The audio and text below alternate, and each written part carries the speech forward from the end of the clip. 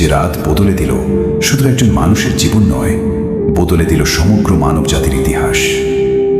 রাসূলুল্লাহ সাল্লাল্লাহু আলাইহি ওয়াসাল্লামের বয়স তখন 40 বছর। এটিভি চ্যানেলে আপনাকে স্বাগতম। হেরা গুহায় প্রথম ওহী, রাসূলুল্লাহ সাল্লাল্লাহু আলাইহি ওয়াসাল্লামের জীবনী, পর্ব 2। মক্কার চারপাশে তখন অন্ধকার। শুধু রাতের অন্ধকার নয়, মানুষের হৃদয়েও নেমে এসেছিল অন্ধকার। মূর্তি পূজা, অন্যায়, অশ্লীলতা, গোত্রের অহংকার আর নানা ধরনের পাপাচারে ডুবেছিল আরব সমাজ। কিন্তু সেই অন্ধকারের মাঝেও একজন মানুষ ছিলেন ব্যতিক্রম।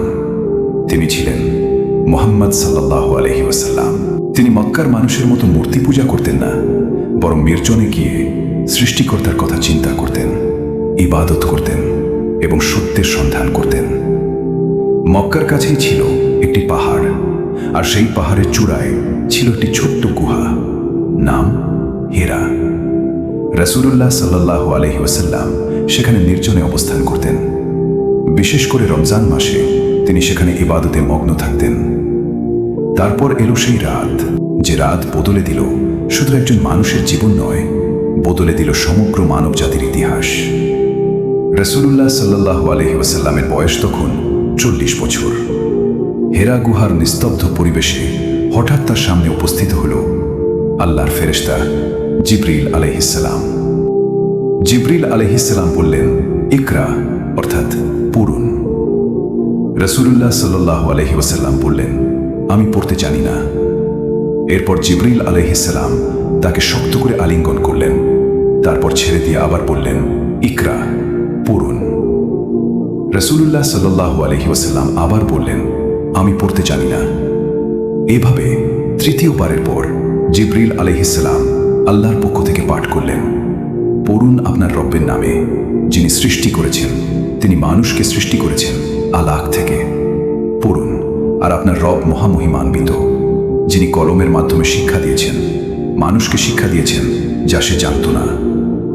এগুলো ছিল পৃথিবীর শেষ নবীর প্রতি প্রথম নাজিল হওয়া ওহীর আয়াত, সূরা আল আলাকের প্রথম 5 আয়াত। ভাবুন তো, হেরা গুহার সেই নির্জন রাত আর সেই মুহূর্ত যখন আকাশের ফেরেশতা পৃথিবীর শ্রেষ্ঠ মানুষটির কাছে আল্লাহর বাণী নিয়ে এসেছেন। এরপর রাসূলুল্লাহ সাল্লাল্লাহু আলাইহি ওয়াসাল্লাম ভীত ও কাঁপতে কাঁপতে ঘরে ফিরে এলেন। তিনি বললেন, আমাকে চাদর দিয়ে ঢেকে দাও, আমাকে চাদর দিয়ে ঢেকে দাও। তার প্রিয় স্ত্রী খাদিজা রাদিয়াল্লাহু আনহা তাকে সান্ত্বনা দিলেন।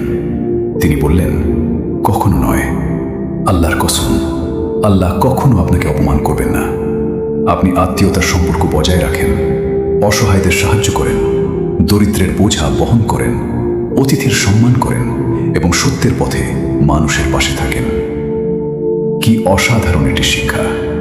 নবুয়ত পাওয়ার আগেই মুহাম্মদ সাল্লাল্লাহু আলাইহি ওয়াসাল্লামের চরিত্র ছিল এত সুন্দর যে তার স্ত্রী খাদিজা রাদিয়াল্লাহু আনহা তার চরিত্রকেই তার সান্ত্বনার কারণ হিসেবে তুলে ধরেছিলেন। আর এখান থেকে শুরু হলো মানব জাতির শেষ নবীর, নবুয়তদের মহান যাত্রা। ইসলামের প্রথম ওহীর প্রথম শব্দ ছিল ইকরা, পড়ুন। এটি আমাদের জন্য এক গভীর শিক্ষা।